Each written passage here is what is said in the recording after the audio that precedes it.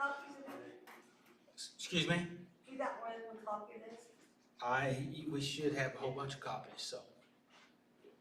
You're welcome to take it if that's what you're asking. Yeah. All right. Hello, everyone out the internet land, and of course, I haven't said hello to all you in a collective way, so I have one wave out there. I got two waves, and so anyway, I want to welcome everybody here and welcome all that's out there in internet land. And so anyway, tonight we've been gone. We've been gone a couple of weeks, right? This is our first time back. I've been so busy, I wasn't even for sure. But anyway, we've been gone a couple of weeks, but here we are. We're live right here at Central Christian Center downstairs in the basement, where we've been for, well, we're in our 18th year, believe it or not. So anyway, we're glad that you're here. And I just want to touch base. We have these bracelets to recognize clean time, and I'll just read these real quick. And for you out there on the internet, and for those that are here, we want to celebrate clean time and recognize that you are in a place that you have made a decision that you're going to walk this out. Now, whether it's clean from alcohol or drugs or sex addiction or whatever, obsessive compulsive behaviors, whatever it is, pornography, you choose, and you don't have to tell us what you choose, you just choose that. So anyway, we got, and if anybody here needs a bracelet, raise your hand. We got different colors, and I'll be stating that. So we have white bracelets for just a day or less than 30 days. If you do, holler out. Orange bracelets for 30 days, green bracelets 60 days, maroon bracelets for 90 days. We have blue for 6 months, yellow for 9 months, glow in the dark for 1 year. We have gray bracelets, 18 months, black. This is a great one right here. And looks kind of brown though. We don't have any brown, so it must be gray. And then black for 2 years, silver for 5 years, gold for 10 years. And so if you out there in the internet land would like one, either come to the meeting where you can get one of these. We give them away. Or get a message to me or to the church, and we'll do our best to get you one. But did anybody here need a bracelet? Okay. Willie will get you. Good. Let's give him a big hand. How about that? All right.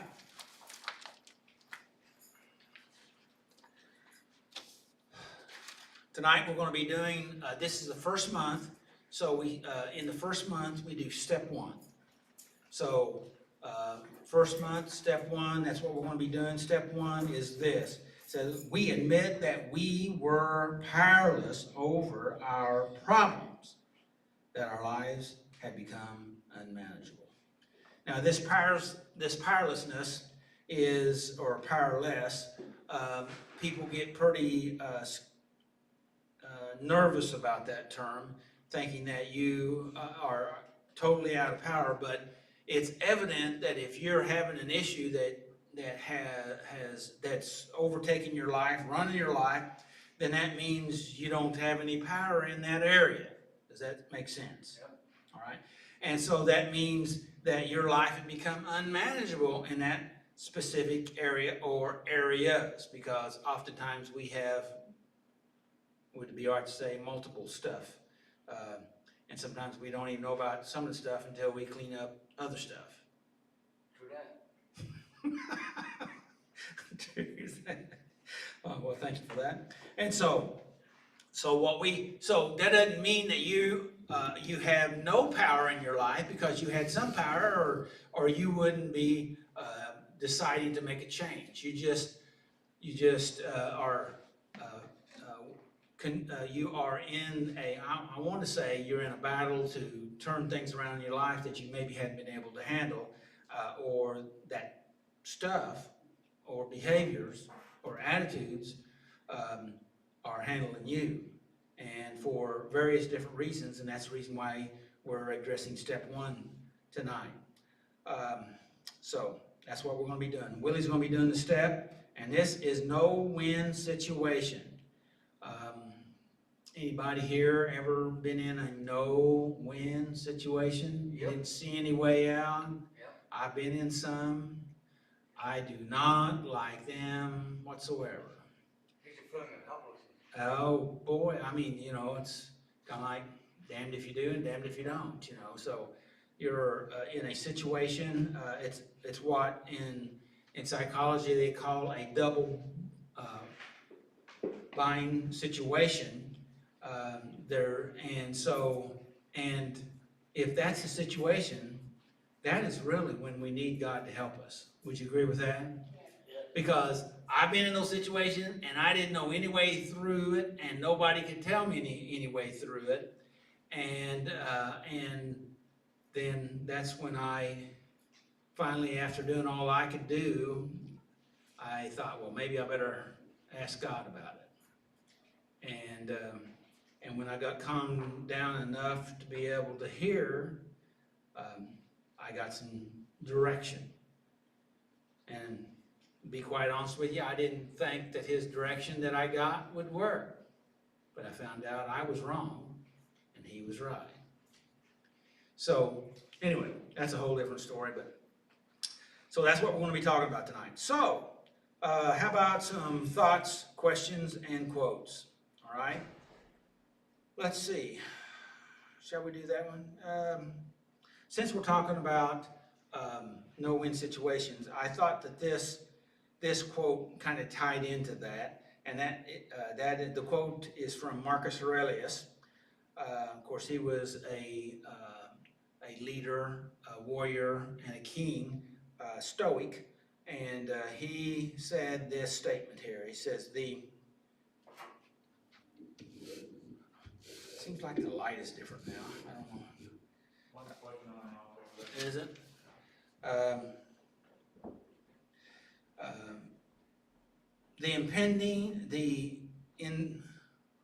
Hi there, come on in. He says, what stands in the way becomes the way. And a fellow that has taken off of that, and that is Ryan Holiday, he said it this way: the obstacle is the way. And oftentimes we want to avoid the obstacle, we want to deny the obstacle, we want to pretend the obstacle is there, or we want to numb the obstacle out. Did I hit most of it? Right? Run, hide, fight, flight, avoid, faint, fawn. And so what Marcus Aurelius was saying is that the obstacle that stands in the way is the way. You deal with that, and that's something that we really need to learn to be able to grow. What do you think about that? Can we handle that tonight? But that's what we're talking about, this no-win situation and Hagar, and we'll be talking about that later in the scriptures. Yeah, let's go ahead and deal with this one. And I've read this one, but it's been a while, and this is from Dr. Carl Jung. He said, no, I haven't read this one before. And this is, what you resist persists. So that you fight against, you actually, the dynamics is that you bring it to you. Okay, what you resist, you're fighting with, you're struggling with it. That means that you're actually, in a sense, holding on to it because you're fighting with it. Okay, so that was Carl Jung. C.S. Lewis said this. He said, there is far, far better things ahead than any we left behind. I thought that was good. Let's go with another Carl Jung quote, and I've read this one before. And he said this, he said, the psychological rule says, this is a psychological rule, I thought that was an interesting opening to a statement, that when an inner situation is not made conscious, I'm going to repeat that, that when an inner situation is not made conscious, it happens outside as fate. Okay, fate meaning that something is causing your situations, your life, maybe fate being some sort of order or power or divine power or God, but really what's causing it is our inability to face what we're unwilling to face. Okay, and then our mind wants to bring it to the surface, which usually causes issues. Anybody know what I'm talking about by issues? Issues, to give you a chance to deal with it. And so it goes on and says, that is to say, when the individual remains undivided and does not become conscious of his or hers inner opposite. We're talking about two different things fighting inside of you. Anybody here ever have fightings inside of you? Anybody here ever argue with yourself? Oh, yeah. Yeah. Lots. Yeah. And so, he said, with your inner opposite, the world must, like it or not, act out the conflict. In other words, it shows up in your world.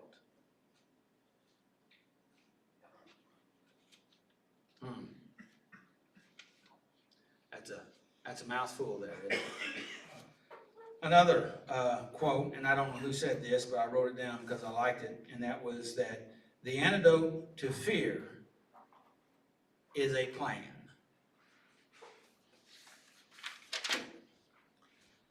And I have a bunch of other quotes, but I'll be doing that at the end of the night, so we'll address them at that time.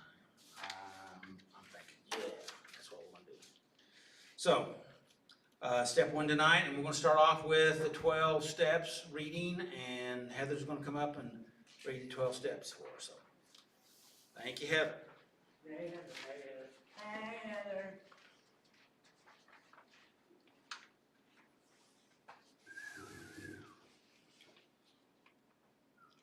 We admitted that we were powerless over our problems and that our lives have become unmanageable. I know that nothing good lives in me. I want to do what is right, but I can't. Step 2. We came to believe that a power greater than ourselves could restore us to sanity. God is working you, giving you the desire and the power to do what pleases Him. We made a decision to turn our wills and our lives over to the care of God. Dear brothers and sisters, I plead with you to give your bodies to God because of all He has done for you. Let them be a living and holy sacrifice, the kind He will find acceptable. 4. We made a searching and fearless moral inventory of ourselves. Let us attest and examine our ways. Let us turn back to the Lord.